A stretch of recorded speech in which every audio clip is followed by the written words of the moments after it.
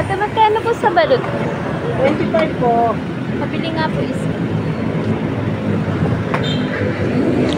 Hinantay nga lang namin yung manok na binibili namin dyan. Kasi hindi pa luto eh. 45 minutes pa daw. Kaya ito, tawang kulit-kulitan lang.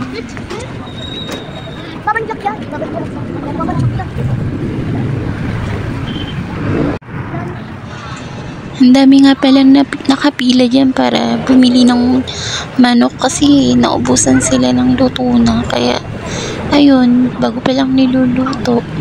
Medyo naiya nga ako mag-video dyan kasi ang dami talagang bumibili. Kaya ganyan lang muna yung video ko. Medyo tumitingin-tingin na nga dyan sa akin si kuya kasi kanina pa nga ako nagbibideo. Nahalata siguro niya, sabi niya, ba't kaya ako pala yung video dito? At ito na nga, tapos na at kami uuwi na.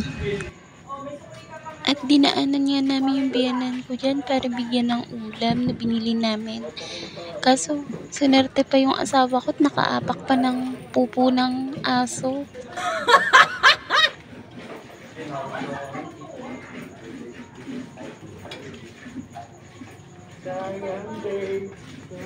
At ito na nga at kami nakauwi na ng bahay.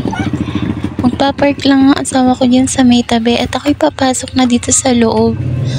At ito mga anak ko, puro cellphone. Ay nako, talaga naman pag ako'y nawawala sa bahay.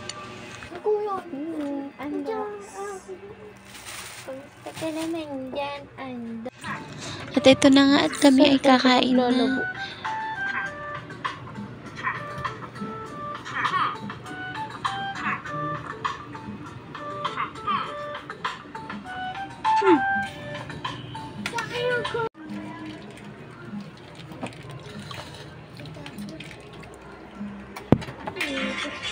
O siya mga guys, kakain muna kami. Bye-bye. Bulaga.